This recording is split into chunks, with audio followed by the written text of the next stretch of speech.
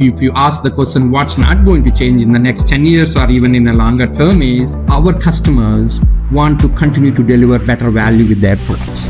They want to provide a better customer experience. One main challenge all startups face in the beginning is how do you build this early customer base? So part of our goal is apply the AI to bridge this knowledge gap, help them make better decisions as a customer, channel partner, and the manufacturers to do it so they can improve the productivity. That's our vision on use the power of AI to enable the manufacturers to better serve their customer. We need to focus on the value, the differentiation, how we could deliver a solution to customers in the specific use cases first to get those early adopters to do it. Hello there and welcome to Florida Tech and Growth presented by Tiro Partners. I'm your host, Paul Church.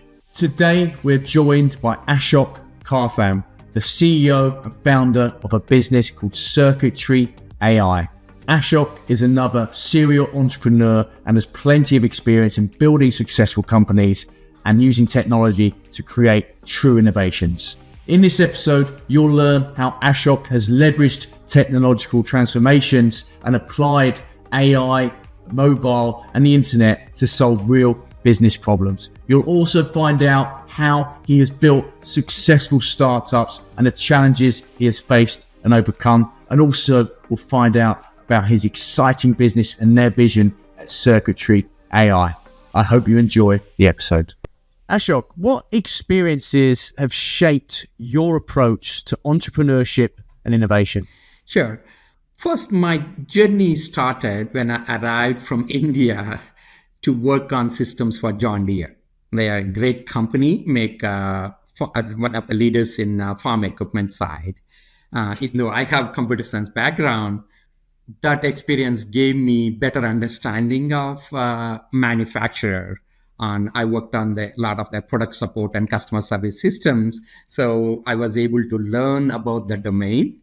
And how the companies in the US especially approach their customer relationships to do it. So that's one of what I would call like a key experience that helped me be expert in that area, learn more about the customers, how they use the systems versus more the technology side.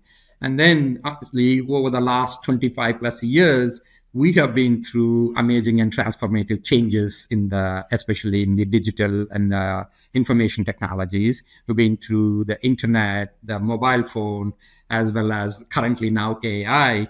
I feel like one of the things that shaped my entrepreneurship journey too, how we are able to take these transformative changes, apply to the business, how we can apply the technologies to solve. So I think being able to order the first book on Amazon, use the iPhone, or use like autonomous car driving in Tesla, these are all things I feel like we've been through amazing times. And I've always wanted to look at how do we apply those technology innovations to solve real business problems, right? That's shaped on how I approach my companies. And of course, you've built a few companies now. And of course, I suppose apart from keeping up with the changes of the times like the internet and AI, what else have been some common challenges that you've had to overcome when building successful businesses? Sure. I think one main challenge all startups face in the beginning is how do you build this early customer base, right? As you are building the product, customers are not sure if this product works, if they should take the risk with a smaller company compared to number of larger enterprise software companies they might work with, because all the companies focused on more enterprise software than consumer technologies, which is sometimes challenging to get those initial customer base to do it.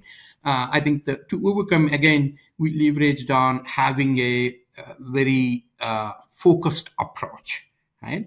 How we solve a specific problem, take a specific use case, and then provide a unique solution to the customers so they can see that even as a newer and a smaller company, that we could provide better solutions than other larger players in the space. Right? That's, I think, is very important for all startups, and I think that has worked well for me to do it. Second thing is leverage the relationships in terms of the existing customers or previous customers to give you a chance in the beginning to do this. Right? That's one main challenge.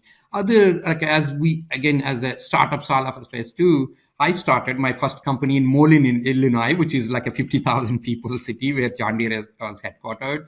Second company in Tampa, again, not known for the high tech innovation and all that, but being able to work at those locations where there may be not as much investment capital or even the team that's available. So part of the challenge was, how do we build a great team? How do we build investment partners to grow the company? I feel like to overcoming those challenges, being capital efficient, being able to build a global team that we can build over time. These are some of the things I have to do to be successful at these companies.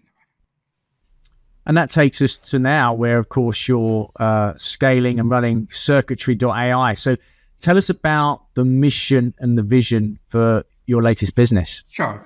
For Circuitry, our vision and mission is, how do we use like a decisions powered by AI, which we call as a decision intelligence, to analyze, augment, and automate impactful decisions for companies so they can realize better business outcomes. For example, if we take one of the things we are doing is like a product advisor, which is as the products get more complicated, the information overload is there. AI can help the customers or the salespeople and the channel partners make better decisions on which products are right based on a particular user needs. Same thing we are applying on the service side. How can a technician make right decisions about when there is a problem with the product to do it? So we are taking these impactful, repeatable decisions in this life cycle and improving them through AI so we can generate better outcomes more productively and scale globally to do it. Right? That's our vision on use the power of AI to enable the manufacturers to better serve their customers. How do you see the role of AI playing in the future of manufacturing and customer service? Sure. We think, AI will play significant, right, critical role in enabling the manufacturers in all the process, from supply chain management to the production, and obviously our focus, which is more on the customer facing areas like marketing, sales, and the customer service side of it. We think, I know because of the global competition, manufacturers are always under pressure on their margins. We think AI can help improve the productivity and improve the profitability of those. On the customer service side, even though on the production side, manufacturers have significantly improved, have used automation from starting with assembly line with the current like a robotic automation side to do it. But when it comes to customer service and customer side, they rely on independent third parties like a dealer network or a independent service professionals to do it. And there is a huge knowledge gap between that. So part of our goal is apply the AI to bridge this knowledge gap, help them make better decisions as a customer, channel partner, and the manufacturers to do it, so they can improve the productivity, they can improve the product uptime, and so our customers continue to realize better value from the products. With everything moving so quickly and unprecedented scale with AI, how do you make sure that your solutions remain relevant and effective in this evolving tech landscape? Sure. That question reminds me one time, like I think Jeff Bezos talked about rooting the business strategy on what's not going to change in the next 10 years. Actually, that will help you to be able to deal with the changes and innovations a lot better. For example, if you ask the question, what's not going to change in the next 10 years or even in a longer term, is our customers want to continue to deliver better value with their products. They want to provide a better customer experience. They want to make their customer life simpler and make it more productive to do it. That's not going to change. So then part of what we are asking is, how do we apply these AI and other technology changes to make sure that goes on a continuous path and improves over time to do it? Then we can apply as the AI technologies to say, how do we make experience better? How do we make sure our customers' products are delivering better value to do it? So we feel like that will continue, that will keep us continue to innovate, continue to apply the technologies to deliver on that vision. Jeff Bezos is a very smart guy, and that's a really clever approach, of course. But look for what is not going to change rather than trying to guess what is going to change. So I love that. When with your experience of scaling businesses, including Circuitry.ai, you must have learned along the way what types of people work for your business in a positive way. So what key qualities do you look for when you're hiring new team members? Sure. Even though there are a number of qualities that you look for, experience and technical side, I would say maybe I will mention like 3 key things that we look for. One, I think it's very important to have that customer centricity. When we look for people, not only they are looking at what their technical capabilities are, what's accomplished versus could they explain what they have accomplished in terms of the value delivered to the end customer, in terms of the better experience they have delivered to it. So as we look at these qualities, I look for that customer centricity, the customer focus is one thing to do it. And then as an entrepreneur, smaller company, we also look for people that are more focused on getting things done. Right? My pet peeve too is we don't want people that can complain on short on resources or challenges versus that they could be creative and figure out a way to get things done despite these challenges and constraints on the resources to do it. And then the third one I would say is more that learning and coachability type of thing. Are they willing to learn new things? Because we are working in as you said, in the industry where technology changes frequently, where there are new things are coming up. So we need to be always constantly learning and be open to doing new things to do it. So those are kind of, along with the other things, those are the key things that I look for. Customer centricity, ability to get things done despite constraints, and then learning continuously. Yeah, love that. That sounds like a successful makeup of a human being. So solution focused, customer centric, and I suppose curious. I suppose with those types of people, then you must foster a culture of innovation and continuous improvement in your team. So how do you do that for those people who have got those traits? Sure. First thing, I think for people to be like a continuously improving, have an innovation culture is that we have a compelling vision.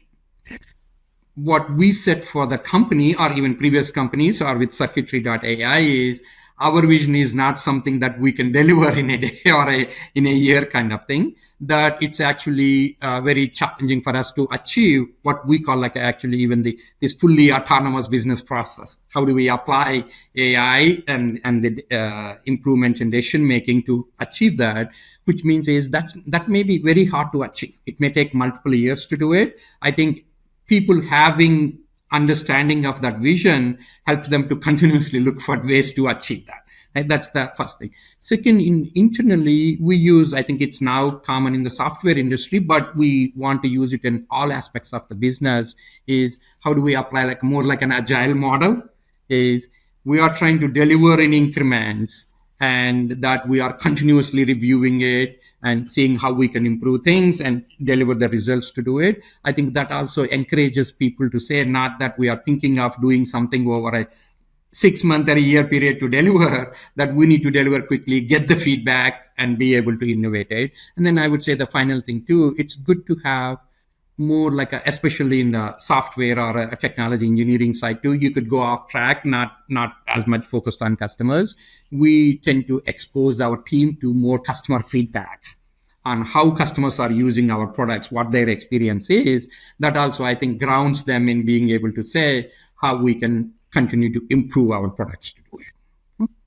Love that. And so what are the future plans for Circuitry.ai over the next few years? What have you got kind of as those milestones you're looking to reach? Sure. I think as we talked about our decision intelligence platform and applications to analyze and augment and automate these decisions, I think is a long-term vision. So we have a roadmap, a long-term roadmap on how we can deliver a better platform for the decision intelligence, how we can actually address various use cases. As we look at the impactful, repeatable decisions, there are probably tens, hundreds of decisions that our customers can apply our platform and applications to do it. So first thing is we want to continue to innovate and be the leader in that space. Right? Two, we actually, the technology is not used unless we have the customer base. So we have a plans to how we expand our customer base globally.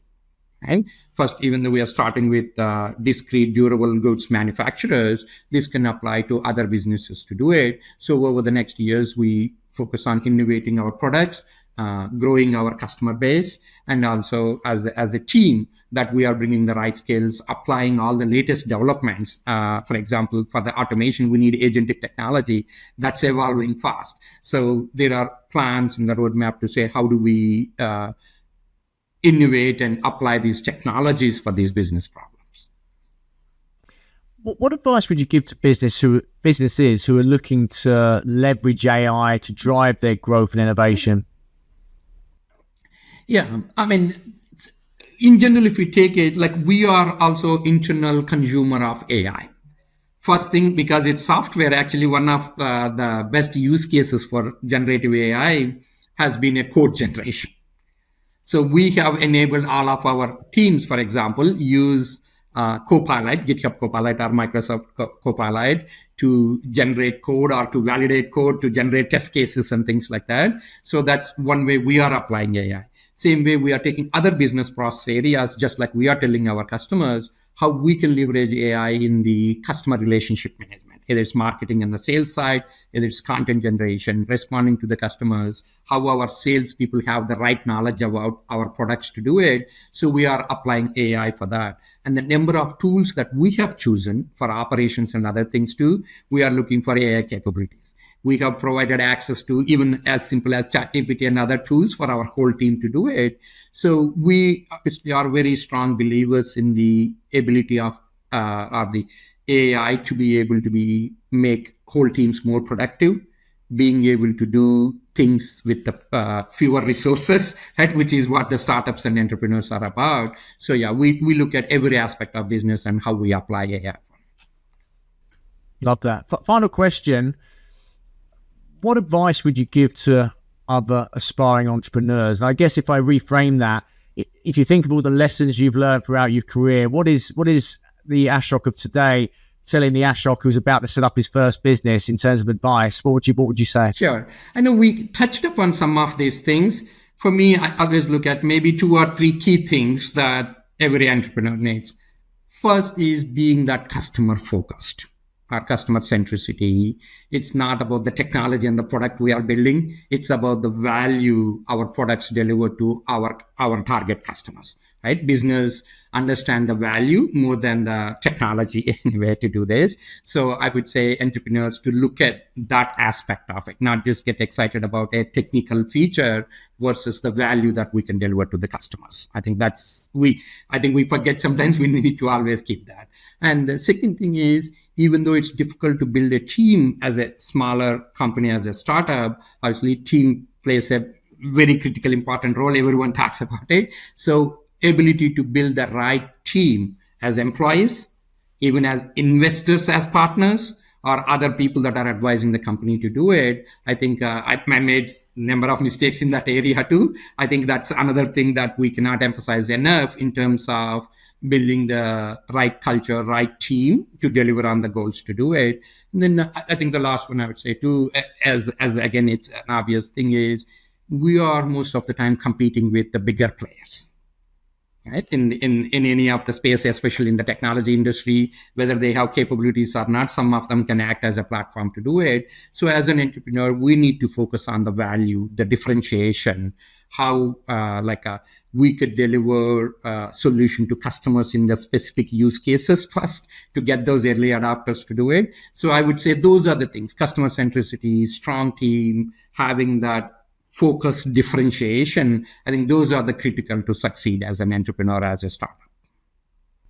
Love it. Thank you so much. Well, look, absolutely rooting for you and Circuitry.ai. I've no doubt it's going to be a huge success for you. And we'll be following your journey. But thank you so much for being a part of Florida Tech and Grow. Sure.